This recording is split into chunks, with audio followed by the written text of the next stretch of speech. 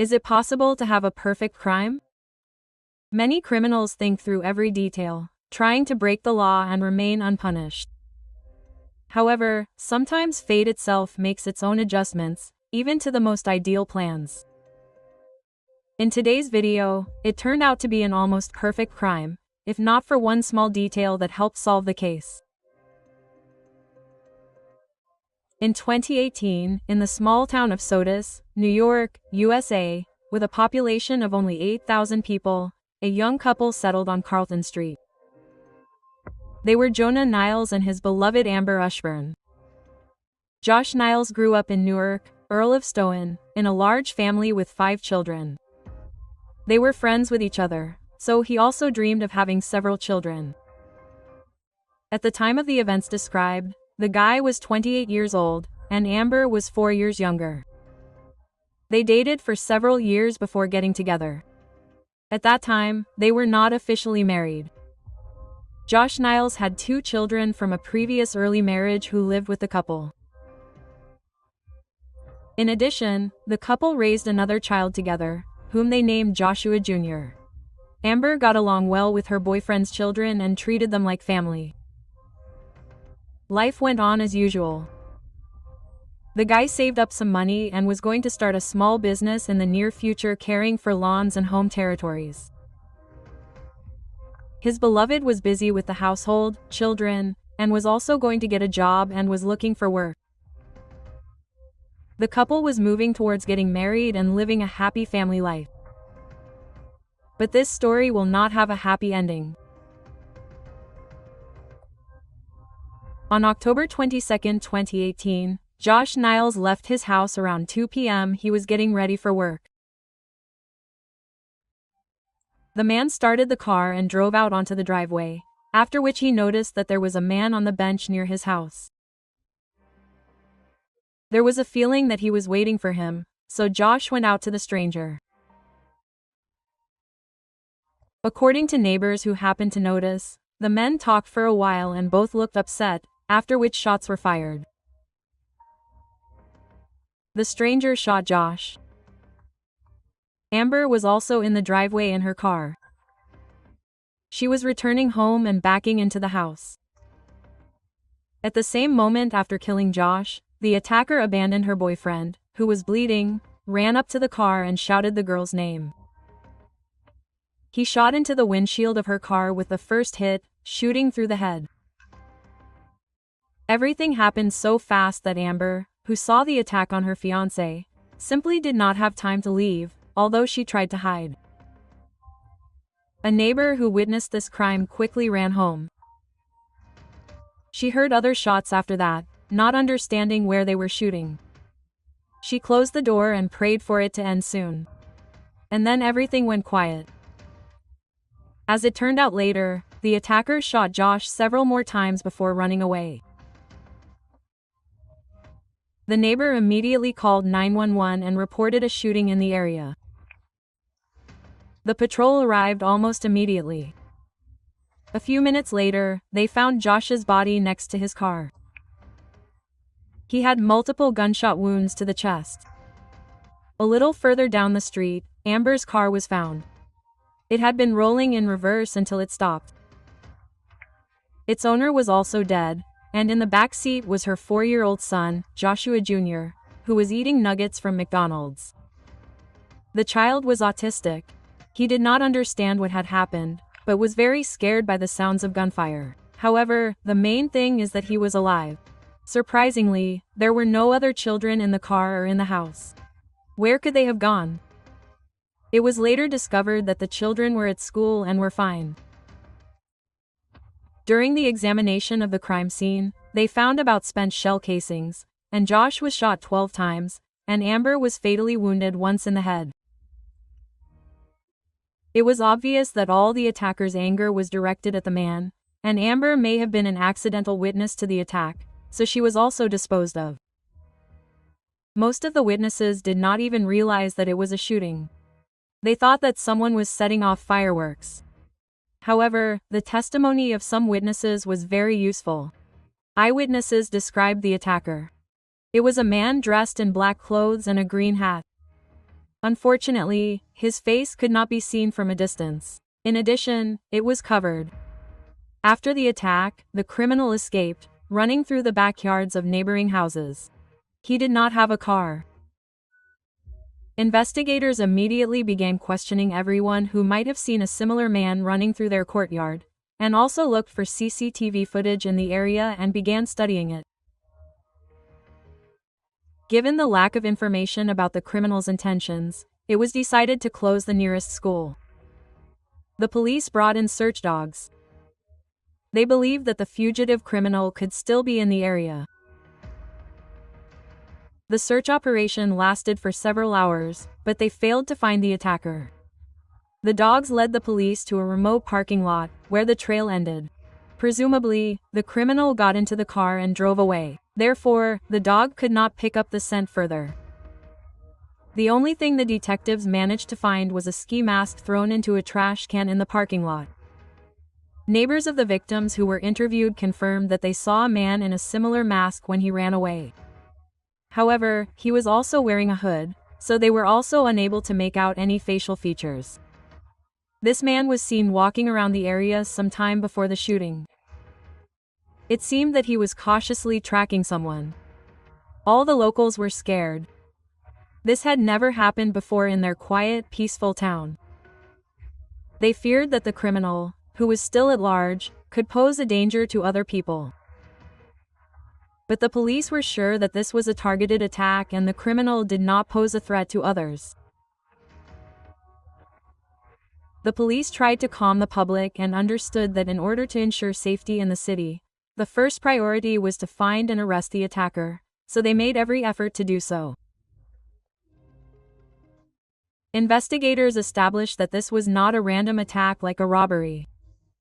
This was a targeted attack on specific people who were being waited for. The criminal knew Amber's name. Josh communicated with him, and the criminal was also a good shot, since he shot Amber the first time. But who could wish harm to this young couple? Detectives began to study the young family's social circle to identify possible suspects. And the first to arouse suspicion were Josh's ex-wife Charlene Childers and her husband Tim Dean. Josh and Charlene's previous marriage did not work out. 18-year-old Josh met Charlene through a mutual friend when she was 16. They immediately found a common language and began dating. And later Charlene moved in with her boyfriend and his parents when she had problems at home. In July 2009, they had a baby girl. They got married and moved into their own house. 5 years later, they had another child. While they were living together, their relationship was stormy and tense. Josh was stubborn, and Charlene was constantly provoking fights. They often argued. Eventually, the couple divorced, and Charlene moved with her children to the small town of Sunray, Texas. After the divorce, they had a serious custody dispute. Each of the spouses wanted full custody, and they could not agree between themselves. After moving to Texas, Charlene almost immediately married James Childers. But this marriage quickly ended in divorce. Then Charlene went with Tim Dean, whom she later married. He was a typical abuser. He raised his hand against her and the children. As it turned out, shortly before the tragedy, Tim Dean used physical force against the girl, who remained with Charlene. One day, the girl did not want to eat, and then he hit her in the face, which was recorded by the new wife, who did not attach any importance to it. The woman shared the video on her social media page, and this information reached the child's father. Josh reported this to the police, after which an investigation was carried out, which confirmed this information. Tim was arrested, accused of child abuse. On this basis, the children of the former spouses were returned to their father Josh in New York. Due to the facts of abuse on the part of Tim and the inaction of Charlene, there was every reason to believe that Josh would receive the right to full custody. It would seem that the life of the children and Josh was getting better. And so it was until October 2018, until the day their blood was shed. Due to the fact that there was a heated dispute between the former spouses over custody of the children, and they were the only ones who were in conflict with the deceased. The police paid close attention to them. Detectives turned to Charlene.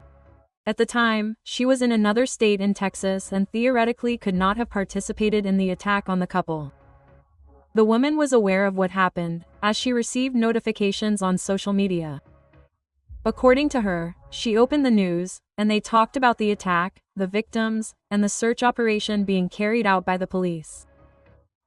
Charlene was worried about her children and was satisfied when she realized that everything was okay with them. The woman claimed that she had nothing to do with the crime, because she was far from the scene. Her alibi was confirmed, so Charlene was excluded from the list of suspects. The relatives of the deceased Joshua and Amber were stunned by the news of the murder. They immediately provided the police with important information. The relatives were sure that Josh's ex Charlene and her husband were involved in this case, who often quarreled with the deceased and threatened them because of the children. Relatives were sure that there was simply no one else to do this. And the nature of the attack was clearly personal, so Charlene was not completely written off. Meanwhile, forensic experts carefully examined the crime scene and began to compare the collected information. Considering the fact that there was a dialogue between the victim and the shooter before the attack, they were familiar. In addition, the attacker knew Amber's name. The police were inclined to believe that this was clearly a premeditated murder. After all, neighbors saw the killer waiting for the couple. Nothing was stolen, and 12 shots were fired at the deceased. The criminal acted for sure. His goal was precisely murder. Charlene Childers, the ex-wife of the victim, became an important witness for the police. Neighbors and friends of Josh spoke well of him and his fiancée. They had lived in this area for only a few months, but were always polite and friendly. However, the ex-wife showed the other side of the murdered man. She described him as an unpredictable person who could use physical force in the heat of an argument. In addition, according to her, he had problems with psychoactive substances. Confirmation of these facts was found by the police. There are records in the archives that indicate that he smoked drugs in his youth. However, despite this, Charlene remained on the side of her children's father. She was not a year old and was even furious that someone had deprived them of a loved one. In connection with her testimony about the substances, investigators had new versions. After all, a person with severe addictions could have gotten involved with the criminal world. Then the shooting could have been a showdown over substances. Perhaps he had accumulated a large debt to dealers. However, these guesses were not confirmed. Toxicological examination showed that there was neither alcohol nor substances in the bodies of the murdered couple. The relatives of the deceased denied that they had taken anything. No traces of substances were found in their home. After analyzing the correspondence and calls of the murdered, the police found out that they had no connections with dealers, so they were convinced that this version was simply untenable. The police continued to analyze the immediate environment of the victims of the attack. There was no one else suspicious, and all the threads led to Charlene and Tim Dean, whom she married in 2018. Then they began to look into the man and his possible involvement in the crime. It turned out that Tim and Charlene met when they crossed paths at work in Texas. Charlene at the time worked in the Animal Control Service and was divorced. And Tim worked in the police. An affair immediately began between them. Tim was described as an aggressive person with a turbulent past, and some believed that he could well have committed murder. In addition, Charlene's history of child abuse did not characterize him in the best light. The most amazing thing is that Tim Dean was once the chief of a police station in Texas, but was dishonorably fired from the police after this incident with children. Due to his damaged reputation, he had great difficulty finding a new job. He got a job as a fast food delivery courier. Around this time, rumors began to circulate that Tim was very determined to get revenge for being fired from the police force. Naturally, he was angry at Josh, who had gotten him into trouble. At the same time, Amber was given the opportunity to take the children from her previous marriage. There was a case coming up that was supposed to put an end to the custody battle. But Charlie was not going to give up. She wanted to take the children back and was determined to fight her ex-husband in court. Back in August 2018, she came to New York. In court, she was told that she would not get her children as long as she was married and living with a man accused of abuse. She promised that she would divorce Tim for the sake of the children. This further increased the detectives' attention to Tim. It turned out that he not only lost his job, but could lose his wife, home, and everything he had built up over many years. Tim could well have had a motive to get rid of Joshi and his fiancée, revenge, and the opportunity to get full custody of his wife's children. And he had no alibi for the time of the murder, so he became the prime suspect in this case. But to arrest and bring charges, they needed solid evidence, not just guesses. To get more information, the police got a search warrant and wiretapped Tim's phone conversations. And then important information came to light. As it turned out, shortly before the shooting, he got into an accident hundreds of kilometers from New York in a rented car. All this happened in Kansas, which Tim Dean managed to get to. But it was completely unclear what the former cop was doing there and why he fled so quickly. This aroused even more suspicions about him. During the accident, the police checked the condition of their former colleague's car. The man did not have any psychoactive substances on him, but he was carrying his shotgun in the trunk, as well as ammunition for it. But he had a permit for the weapon, so he managed to avoid the attention of the police and escape with the help of a taxi. This case was literally ignored at that time. However, after the attack, detectives, having learned about the accident, tracked Tim's rented car to the mechanic who had towed it after the accident. The man was questioned. He said that during the repair of the car, he found various magazines with cartridges of several calibers in the trunk. Also inside was a shotgun and a shooting vest. It was a black accessory, but without armor inserts. These are used for target shooting or hunting, to place the ammunition used in the sewn on pockets and pouches. Tim Dean told everyone that he was trying to get to New York, allegedly to visit some distant relative. The police learned this story based on the testimony of witnesses and recordings from surveillance cameras in companies that rented out cars. The main suspect, as it turned out, visited several such organizations at once, but only in one of them was he able to get a vehicle for rent. He used cash, which was reluctantly accepted here, which attracted attention to himself, because he was refused everywhere. Later, the driver was seen directly in New York near one of the supermarkets in a rented car. All this turned out to be even more suspicious. The man rented a car, did not go in his own, tried to pay for the service in cash. It seems that he, as an experienced cop, tried his best to hide his movements, but still left traces due to an accident, where his real name was revealed. This gave the police every reason to arrest, as well as a more thorough investigation of Tim's involvement in the murders that occurred.